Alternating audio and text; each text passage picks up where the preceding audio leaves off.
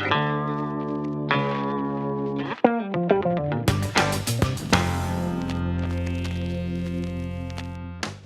there YouTube, my name is Truggy and I'm here today to bring you some gameplay from the Battlefield 3 beta. I'm playing on the PS3 and today I'm here to give you my initial impressions of Battlefield 3, the beta version.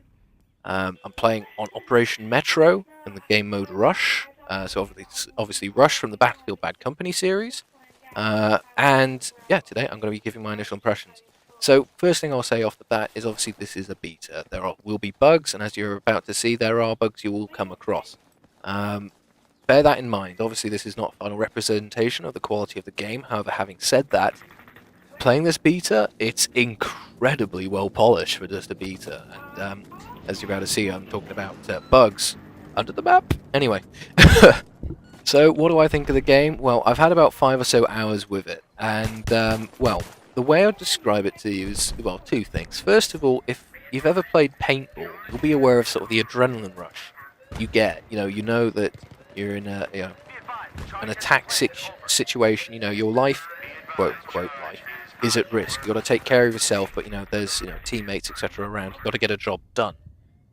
It feels very much like that. You get the same adrenaline rush and all the rest, just like that, and it's incredible that they're being able to do that. And it's a game. Having the same sort of physical reaction as I would if I were doing something in real life. But it just feels fresh, I think, as well. I think this game is going to do for the first-person shooter genre what Call of Duty 4 did when it was released. Just completely change the game, change the standard, set the standard. Really is a pleasure to play. It's just the way I would put it. There's numerous things. I'll be able to cover some of them, but not all in this gameplay. Numerous things have been added, changed, tweaked to make this feel like a completely new game. Obviously, I mean, it is a sequel like many other games today, but it really does play. You can sort of see the sort of family history, as it were, but it's a completely new breed, and it's joyous to play. It really is. So first thing I'll cover now is, I mean, I'm on the PS3, but it still looks great. Really does. And as you're about to see, the lighting, and especially, is a standout moment. As you're about to see, as I go into this tunnel, it's dark, it's moody. I'm having to use a flashlight attachment on my rifle here to see properly. You're having to think tactically as you play. I mean, you can see there's a bit of pop-in, say, with these lights on the right-hand side as I get close to them. But still, the lighting and the sort of environment, etc., is top-notch. And as I mentioned, the lighting can be actually used now as a weapon itself. So, for example, I have a flashlight here, and it is incredibly blinding. You point it at someone at relatively close range, they'll be blinded. They won't be able to see you. Their best hope of trying to kill you is just to spray and pray. So you are seeing people using flashlights and laser pointers actually, to blind their opponents, dazzle them, and try and get the upper hand. Having said that, there's the big disadvantage of, well, a light and a laser pointer gives your position away. And as you'll see later on in this gameplay, people are using lights and laser pointers, and I can see where they are very clearly, thus they make themselves a target. So the use of the light in the game is incredibly novel and awesome, and I really do like it. And the sound and everything is just of higher quality. So, the Frostbite engine, well, the new version of the Frostbite engine, Frostbite 2 here, is delivering great experiences. And, at the end of the day, and heck, they even, refer to them in gameplay, your battlefield experiences, the moments which make you sort of go, whoa, did that just happen?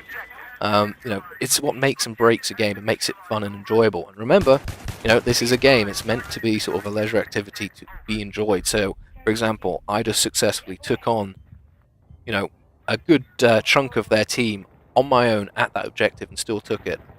Great moment, great gameplay experience.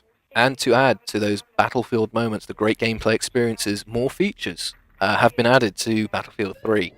One of which I'll cover now is the suppression suppression feature, let's call it. And you'll see it very briefly here. It's not a great example, but there'll be a better example shortly. I'm not sure if you can see, but the screen has become somewhat blurred, somewhat, tighter. You can only see a smaller area of the screen clearly.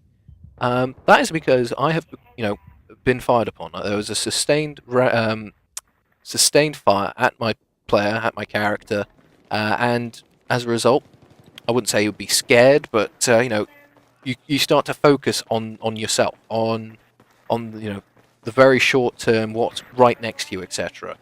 I mean, this obviously does two things. Not only does it make you realize, heck, your life's at risk here, but you've got to be very considered in your next move because you may die. And as I'm fired upon here by two guys, being dazzled by the laser pointer at one point, but you can see here I'm being fired upon. It's all got tight and slow. I've decided to turn the light off, try and help myself, not give myself away. Unfortunately, it's not enough. I get caught out there, and again, you can see the laser pointer even now blinding me. So the great thing about the suppression stuff is everyone who shoots at the target will get points for suppressing that target.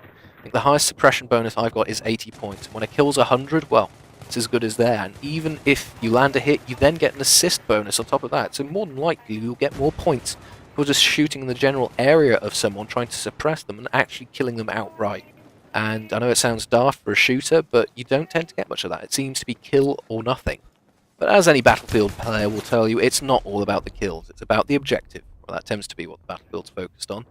And Rush, as an objective game type, has had a slight tweak. So the fundamental formula of having attackers and defenders, attackers with a limited number of spawns, that hasn't changed. However, the actual objective play has a little bit. Say you're in this situation, you have one objective left, but you have no tickets. Say you get the fuse in. Say that the timer has started on destroying that MCOM station. The game no longer ends at 0 tickets. What happens is the game now enters like a sudden death state. The attackers, whoever's left standing, stay up. They're there to defend the objective. If it goes off, the attackers get another 100 tickets, and then in this situation, you'd move on to the next objective. If you have two objectives and one is fused and it goes off, and the other one isn't, well, tough luck, you lose the game. But in this situation, you get another 100 tickets, move on to the next set of objectives. So that has been changed, and it means that, well, attackers get kind of a second chance, but it means that for the defenders it becomes a lot simpler. If it's fused, you can send all of your men in there, and they know that the attackers have to, preserve themselves, or else, they know they'll lose the game. So it kind of, encourages a little bit of rush gameplay to get in there. Heck, game mode's called Rush, why not?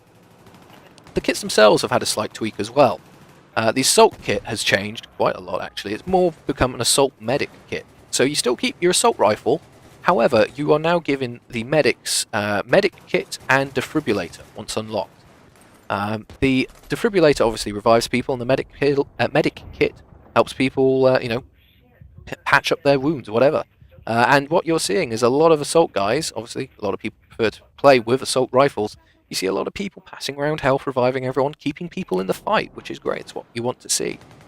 The medic kit, as I just kind of mentioned, doesn't really exist anymore. It's been rolled into the support class. So the support class now has the light machine gun, but they also carry the ammunition box, which the assault guy had. So they supply ammunition and suppress enemies, and using the suppression mechanic can get a lot of points doing that.